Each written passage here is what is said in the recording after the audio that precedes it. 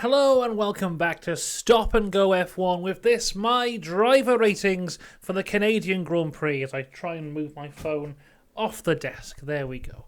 Out the way. So, firstly, you have to subscribe, that's the rules, but now we're going to go through every one of the drivers and give them a rating between 1 and 10 for how I think they did this weekend at the Canadian Grand Prix. We're going in reverse constructors order, so we start with the Williams, and the Williams of Logan Sargent, who qualified 18th, didn't finish the race, DNF'd engine issue very early on, I think it was like lap 6 or 7, something around then. I've gone simple here, straight down the middle. I've given him a 5. Because, I mean, he qualified 18th, which is where you would expect for him. He really didn't show anything in the race, but what really could he have shown in 6 or 7 laps? I think it's quite harsh to give him a lower score based on something that was completely out of his control. So I'm just going to give him a 5. But moving on to his teammate, he's getting a very high score because he qualified 9th, finished the race in 7th. This is Alex Albon, and he's getting a 10 out of 10. Perfection from him here. It'd be interesting to see in the future races if this is more Alex had a fantastic drive or if it's more of the Williams upgrade on that car really coming into their own and really working quite well. We'll wait and see how that goes. But either way, fantastic drive from him. Some great defensive driving, a wonderful performance in qualifying in changing conditions, especially in that Q2. Really good stuff, really impressive from Albon, 10 out of 10. Across to AlphaTauri now, and Nick De Vries qualified 17th, finished the race in 18th. I've given him a 4. Well, it might seem quite harsh, but he dropped a place, and that's with someone like George Russell DNFing, who would have been ahead of him. It's arguable if he would have beaten Sargent, but yeah, he was the lowest placed of the actual finishers to the race. Not great for him. Then there was the incident with Magnussen, which just seemed like a stupid dive bomb. I know he's a rookie and it was a rookie error. So you look at everyone who was passing Magnussen, because he was just going backwards, everyone kind of took their time and got into it. And I remember that Tsunoda was right behind him. Tsunoda was behind Magnussen. Tsunoda goes off into the pits, and then it's De Vries behind him, and he just goes for him straight away, makes the mistake, makes a second mistake, ruins both of their races, so I've gone for a 4 for him. Yuki Tsunoda, though, he qualified 19th, finished the race in 14th. Not Yuki's best race, but definitely not his worst. I'll give him a 6 out of 10. I think that's quite fair there. Across to Nico Hülkenberg. Now, he qualified 2nd, and he had the grid penalty, which meant that he started 5th. In the end, he finished in 15th place. I've given him an 8 out of 10.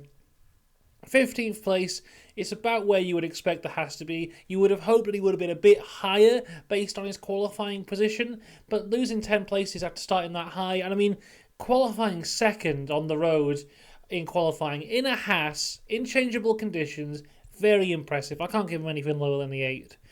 Kevin Magnussen, though, I've been very high on Kevin Magnussen in the last few races, but it wasn't a great one for him here. He qualified 13th, finished 17th. The Haas just had no race pace. No race pace at all. Quite overshone by his teammate in qualifying, but I think 13th is okay for the Haas. But I've given him a 4 overall because he just went backwards. There was nothing really.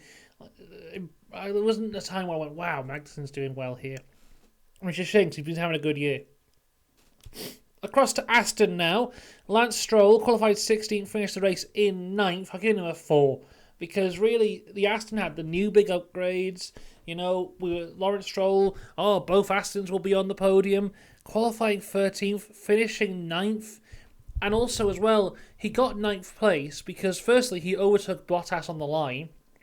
Secondly, Norris got a penalty. So if Norris hadn't got the penalty and Lance would have been like a millisecond slower on that last corner, he wouldn't have scored points in his home race. Really not a good result for Lance here. He needs to pick it up. I've given him a 4 as well. His teammate, though, Fernando Alonso, qualified 2nd, finished the race in 2nd. I've given him a 9 out of 10.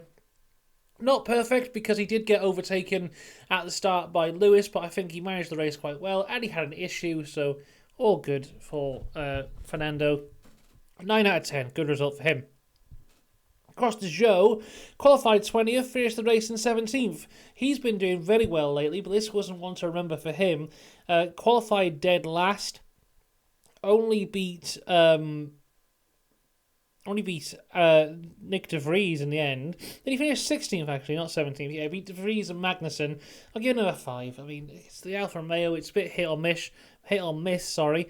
It wasn't hit or miss for Valtteri Bottas, though, who did very well, qualifying 14th, finished the race in 10th. As I said, just get beaten off the line by Lance Stroll. Benefited from that Lando penalty to get a point. I've given him 8 out of 10. Thought this was a great result for Valtteri. Really good showing, especially after the last few race weekends where he just hasn't really been there. This is a good reminder for everyone to show him how good he really is. Across to McLaren, Oscar Piastri qualified 8th, finished the race in 11th, giving him a 7 out of 10. Don't really want to go much into this. Both McLarens had a good qualifying, but in the race they kind of just went backwards a little bit. And I think 11th is all right for the McLaren. 11th is where I would expect them to be, 11th and 12th. Lando Norris, though, qualified 7th and got the penalty to finish in 13th. Had a really weird move on Ocon towards the end. I've given him a 5. I think it was an okay race. The penalty was a bit confusing. I think maybe I'm leading that too much into my review of his overall race, because I think he did race well. Maybe I should give him a 6, but I can't actually find a pen. But I'll give him a 6. I think 6 is fine for Lando's performance there. Across to the Alpines, Pierre Gasly qualified 15th, finished race in 12th.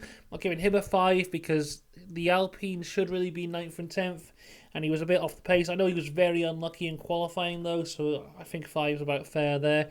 And Esteban Ocon qualified in 6th, finished the race in 8th. I've given him an 8 out of 10 because I think that was pretty decent from him. George Russell qualified the race in 4th, didn't finish the race, DNF. I've given him a 7 out of 10. And the reason for that is 4th is a good qualifying for him. Also, I know he had the stupid mistake and it was his own fault that he hit the wall, but I think controlling the car for as long as he did after the incident and coming back from 19th, 20th place to be around about P8 before he had to fully retire the car, I think was a very good drive and very good recovery if he would have been able to finish. So I think a 7 out of 10 is fair for him there. Lewis Hamilton qualified 3rd, finished race in 3rd. That's a 9 out of 10 for Lewis. He had a good race. He beat Alonso on the start. Eventually would get overtaken. I think maybe he could have closed the gap a little bit better because we know Alonso was suffering from an issue. Alonso was on the wrong tyres as well. He could have closed that gap. I think P2 was possible for Lewis here today, but unfortunately wasn't able to get it, finishing the race in 3rd. Good result, 9 out of 10. Now, the Ferraris had a fantastic race. Carlos Sainz qualified in 11th, finished the race in 5th. Then Charles Leclerc qualified in 10th, finished the race in 4th. I'll give them both a 9 out of 10. I thought this was probably Ferrari's best performance of the year, and they didn't even feature on any of the broadcasts, basically. They just ran their own race. Strategy really good. I think they were possibly the only team to do a one-stop and made it work really well, made those medium tyres work really well. Really impressive stuff from Ferrari. 4th and 5th is where they should probably be. Great stuff. 9 out of 10 for both. Very impressive. Somebody who wasn't impressive, Sergio Perez, for the 3rd time in a row, didn't make it into Q3, qualifying 12th, finished the race in 6th, not being able to beat the Ferraris in what is quite obviously the fastest car on the grid. I'll give it a 4. He's quite lucky it's not a 3. On to Max Verstappen, qualified the race in 1st, finished the race in 1st, led every lap, 10 out of 10. What more can I say? So there you go. There's my driver ratings for the Canadian Grand Prix. I hope you have enjoyed. We're back for driver ratings in 2 weeks' time for the Austrian race, which will be a sprint race, which is always fun. But in between then, there will be videos coming up this weekend. There'll be a video here on Friday, which I won't reveal which is what it's about. And then on Saturday, there'll be a news video if there's anything that we need to desperately discuss. Until then, have a wonderful week. I'll see you then. Goodbye.